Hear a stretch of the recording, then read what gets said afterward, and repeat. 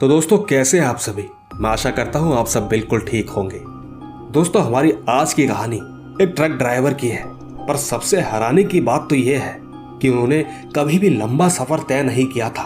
और जब पहली बार उन्होंने ये सफर तय किया तो इसी बीच उनके साथ ये बड़ा ही भयानक हादसा हुआ। बस मेरी आपसे इतनी गुजारिश है कि आप अगर इस कहानी को पूरा सुनेंगे तो आपको सच में बहुत ज्यादा मजा आने वाला है। साथ ही अगर आप पहली बार मेरे इस चैनल पर आए हैं तो चैनल को अभी सब्सक्राइब करके बेल बटन ऑल पे जरूर कर लीजिए। ऐसा करने से हमारी और आपकी नजदीकियां बहुत बढ़ जाएंगी। तो दोस्तों ज्यादा ना समय लेते हुए जल्दी से अपने अपने हेडफोन लगाएं और शुरू हो जाएं मेरे यानी महेश के साथ। दोस्तों मेरा नाम धीरज है और मैं हरियाणा का रहने वाला हूं। हमारे यहाँ पर अक्सर ट्रक ड्राइवर की संख्या बहुत ही ज्यादा होती है। सारे ट्रक ड्राइवर अक्सर आपको यहीं से मिलेंगे जो कि सामान की डिलीवरी भी करते हैं। यहाँ पर इनको लोग पंजाबी भी कहते हैं। खैर आज की कहानी पर आते हैं तो मैं भी कुछ दिनों के लिए ट्रक ड्राइव करने के लिए हरियाणा से पंजाब का सफर कर रहा था और उसी बीच ये घटना मेरे साथ इस तरह घटी कि मैंने उसके बाद से हमेशा देर रात ट्रक चलाना ही बंद कर दिया है। ये कहानी लगभग 6 साल पुरानी होगी। उस वक्त मैं एक नया ट्रक ड्राइवर ही बना था। हालांकि मैं पढ़ाई भी करता था, लेकिन मैं उस वक्त एक नया ड्राइवर था। इसी के चलते मुझे दूर सफर करने का कुछ ज्यादा अनुभव नहीं था और एक यही वजह थी कि मैं कभी लंबा सफर तय नहीं करता था। पर धीरे धीरे एक ऐसा वक्त आया जब मेरे चाचा एकदम से बीमार रहने लगे।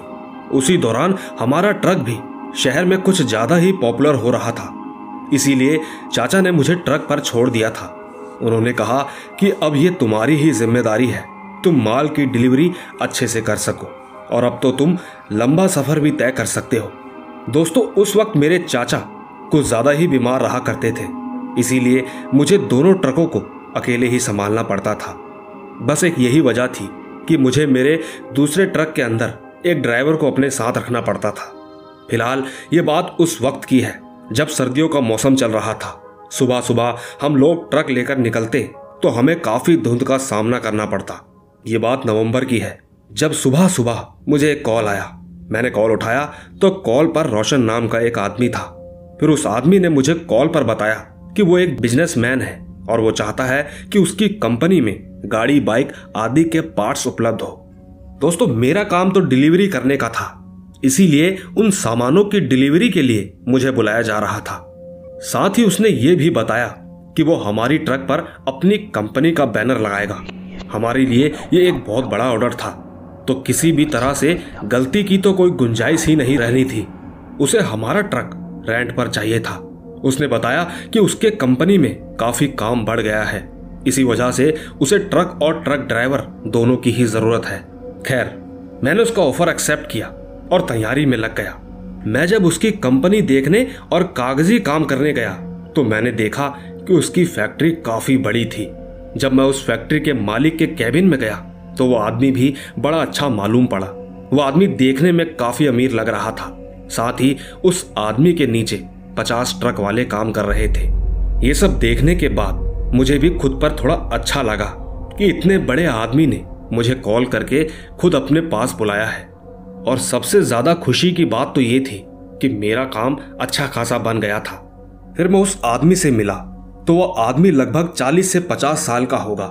उसके हाथ में सोने की अंगूठियां थी और ठीक गले में एक सोने की चैन। इसके बाद मैं उस आदमी के पास पहुंचा तो उस आदमी ने मुझे मेरा काम यानी ऑर्डर बताया और ठीक मैंने अपने ट्रक ड्राइवर यानी राजेश को ट्रक लेकर उसका पहला ऑर्डर खत्म करने को भेज दिया।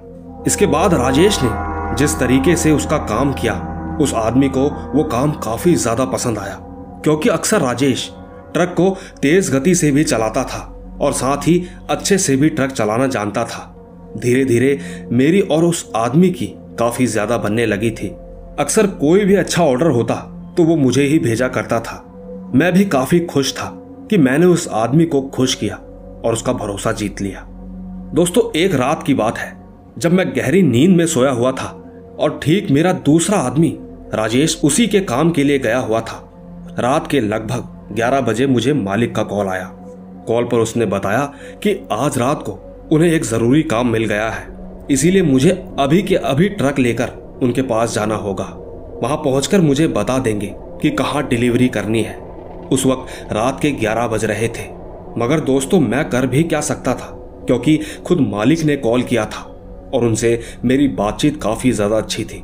मैं मना नहीं कर पाया। इसके बाद मैं उसी वक्त अपना ट्रक लेकर उनके दफ्तर पहुंच गया। उन्होंने मुझे बताया कि अभी और इसी वक्त मुझे पंजाब के लिए सामान की डिलीवरी करनी होगी। अर्जेंट काम था, इसीलिए मुझे जाना तो था ही। साथ ही मालिक ने कुछ लोगों को कहकर अंदर सामान लोड करवा दिया। मैं चुपचाप ट्रक में बैठा और ड्राइव करने लगा। मैंने मालिक से कहा भी कि मुझे कोई हेल्पर चाहिए, मगर मेरे मालिक ने कहा कि इस वक्त कोई जरूरी इंसान मौजूद नहीं है। फैक्ट्री के सभी मेंबर अब घर जा चुके हैं और इतनी रात को सिर्फ जरूरी लोग ही काम कर रहे हैं। बस फिर क्या था, अब ये तो तय था कि मुझे अकेले ही सफर करना है। आज पहली बार ऐसा था कि मैं अकेला ही सामान की डिलीवरी करने के लिए जा रहा था, और वो भी इतनी दूर। रास्ता काफी ज्यादा लंबा होने वाला था और सच में उस दिन रास्ता काफी सुनसान भी नजर आ रहा था। चारों ओर सन्नाटा पसरा हुआ था, लेकिन जिस रास्ते को मैंने चुना था उस रास्ते पर मुझे इक्की दुक्की गाड़ियां ही नजर आ रही थी। खुद को अकेला पाकर मैंने ट्रक की स्पीड बढ़ा दी थी। मैं लगातार ट्रक को पूरी रफ्तार में आगे बढ़ाने लगा। मैं ट्रक को भगाता भगाता लगभग आधा रास्ता तय कर चुका था कि तभी मुझे सामने एक बोर्ड दिखा। उस बोर्ड पर किसी गांव का नाम था। उस गांव का नाम शायद पंचोली था। दरअसल मेरी जानकारी के मुताबिक इस गांव से गुजरना मेरे 100 किलोमीटर तक के ड्राइव को बचा सकता था। मैंने तुरंत उसी रास्ते से निकलना ही ठीक समझा। मैं ठीक उसी रास्ते से अच्छी खासी रफ्तार से निकल रहा था, पर जब मैं गांव से गुजर रहा था तब बाहर से वो गांव देखने में काफी डरावना महसूस हो रहा था। मेरे कहने का मतलब, वहां से गुजरते वक्त बड़ा अजीब सा लग रहा था। साथ ही पूरा गांव जैसे वादियों में डूबा हो। कुत्तों की भौंकने की खाली आवाजें आ रही थी। मैं उसी गांव से एक कच्चे रास्ते से गुजर रहा था कि तभी मुझे दूर कोई दिखाई दिया। वो मुझे साफ साफ तो नहीं दिख रहा था, पर जब मैं उसके करीब पहुंचा तो मैंने देखा कि सफेद साड़ी में लिपटी एक औरत उस रास्ते के पास कचरा उठा रही थी। ये देखकर मुझे बड़ी ही हैरानी हुई, क्योंकि जहां एक तरफ मुझे गांव में कोई परिंदा भी नजर नहीं आ रहा था, वहीं इतनी रात गए ये औरत कचरा उठा रही थी। मैं धीरे धीरे उसके करीब पहुंच रहा था। मैंने देखा कि वो कोई कचरा नहीं था, बल्कि वो सड़क के पास पड़े हड्डियों के ढांचे को उठाकर अपने पास में रखे एक झोले में डाल रही थी। ये देखकर मैं पूरी तरह हिल गया था। न जाने वो किसके थे, कोई इंसान या जानवर, मालूम नहीं। मैंने मन ही मन सोचा कि आखिर ये किस तरह की औरत है, भला इतनी रात गई ये ऐसे काम क्यों कर रही है। मेरी तो कुछ भी समझ नहीं आ रहा था। खैर, उस औरत के नजदीक जाते जाते मुझे गाड़ी रोकनी पड़ी, क्योंकि वो सड़क के बीचों बीच हड्डियां चुन रही थी। ऐसे में मेरा वहां से निकलना खतरनाक हो सकता था। वैसे मुझे भूतों पर विश्वास था, पर मुझे तो ऐसा लग रहा था कि हो ना हो ये तो कोई चुड़ैल ही हो सकती है। मैंने भी अपने गांव में इनके बहुत सारे किस्से सुन रखे थे और मुझे इतना तो पता था कि इनके पैर उल्टे होते हैं, साथ ही इनकी कमर थोड़ी मुड़ी हुई होती है। यही पता लगाने के लिए मैंने हल्का सा डिपर मारा, और डिपर मारने के बाद मेरी दोबारा हिम्मत नहीं हुई कि मैं दोबारा डिपर मार सकूं। उसके पैर ठीक किसी पक्षियों की तरह थे, जैसे कबूतरों के होते हैं, ठीक उसी तरह। उसका वो अजीब सा चेहरा मैं बता नहीं सकता।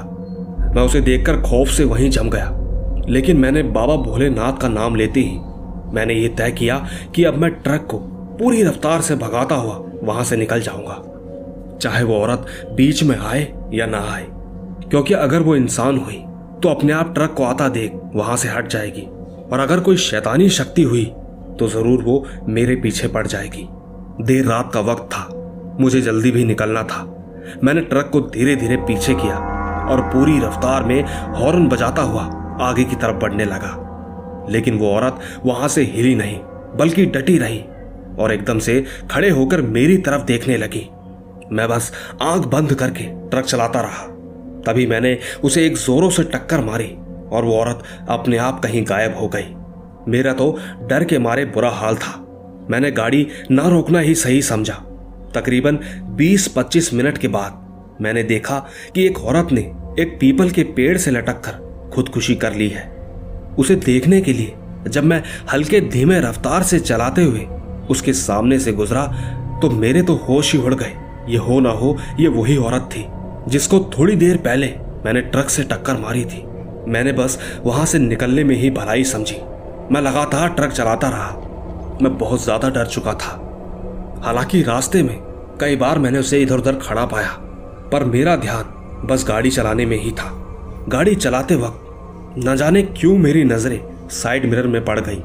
हालांकि मुझे वहां पर नहीं देखना चाहिए था, क्योंकि जब मैंने उस मिरर में देखा कि उस औरत के पीछे पूरी की पूरी भीड़ आ रही है और मैं ये दावे से कह सकता हूं कि उनमें से कोई भी इंसान नहीं था। इसके बाद मेरा तो क्या, किसी भी इंसान का दिल एकदम से दहल उठ सकता है। इसीलिए अचानक से मेरा बैलेंस बिगड़ गया और मेरी गाड़ी की टक्कर एक पेड़ से जाकर हो गई। मेरा दरवाजा भी अपने आप खुल गया और मैं ठीक नीचे गिर पड़ा। वैसे ट्रक और मुझे कोई ज्यादा नुकसान नहीं हुआ था, पर पता नहीं मैं चाह कर भी उठ नहीं पा रहा था। मैं ये अच्छी तरह समझ चुका था कि अगर मैं कुछ समय तक और रुका तब तो मेरी जान जानी तय है। इसीलिए मैंने रुकना मुनासिब ना समझा। मैं पूरी ताकत से उठ खड़ा हुआ और ठीक इसके बाद मैं भागने लगा। मेरी नजरें सामने एक बस्ती पर टिकी थी। किसी तरह वहां पहुंचकर मैंने उन झोपड़े की दीवारों को खटखटाना शुरू किया, लेकिन कोई भी दरवाजा नहीं खोल रहा था। मुझे तो पूरा यकीन हो गया था कि मैं अब नहीं बचने वाला, लेकिन शायद मेरी किस्मत थी। मुझे अचानक से एक आदमी ने तुरंत झोपड़े में खींच लिया था। एक बार को तो मुझे ऐसा लगा जैसे मेरा तो शिकार ही हो गया हो। उस आदमी के आधे चेहरे पर एक कपड़ा लिपटा हुआ था। उसने मुझे खामोश रहने का इशारा किया। उस वक्त मेरा दिल किसी रेल की रफ्तार जितना धड़क रहा था। मन में ऐसा सवाल भी उठ रहा था कि कहीं ये कोई चोर या डकैत ना हो। हालांकि उसके पास कोई चाकू या कोई बंदूक नहीं थी, पर आप तो समझ ही सकते हो कि ऐसे में इंसान हार्ट अटैक के मारे ही मर जाए। उसने मुझे धीरे से कहा, आवाज मत करो, वो सब प्रेत आत्माएं हैं, तुम्हें अपने जाल में फंसाना चाहती हैं।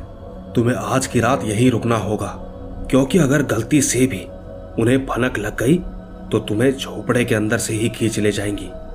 उस आदमी ने मुझे तुरंत एक जगह पर बैठाया और मेरे चारों तरफ नमक और सरसों के बीज का घेरा बना दिया। उसने कहा, चाहे जो कुछ भी हो जाए, कोई भी आवाज दे, पर तुम इस घेरे से बाहर मत निकलना। बस इतना कहकर वो आदमी वहां से भाग गया। सच कहूं तो वो घेरा इतना छोटा था कि मैं तो ठीक से बैठ भी नहीं पा रहा था।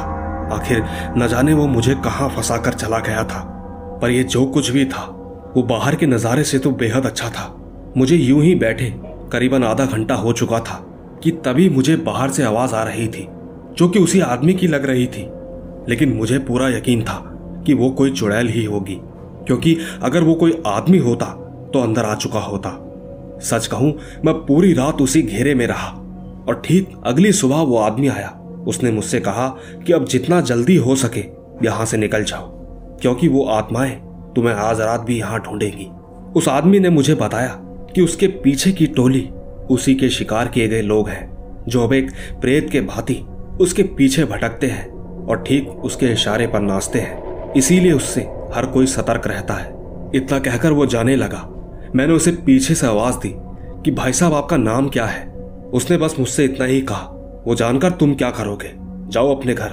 वैसे दोस्तों, वो तो मेरी खुशकिस्मती थी कि उस आदमी ने मेरी आवाज सुन ली और मुझे तुरंत मौकाए वारदात पर बचा लिया, वरना मेरा तो मानना ऐसा है कि मेरी मौत तो पक्की थी। अगर उस रात मुझे कुछ हो जाता तो हो सकता है कि शायद ये कहानी मैं कभी बयां ही नहीं कर पाता।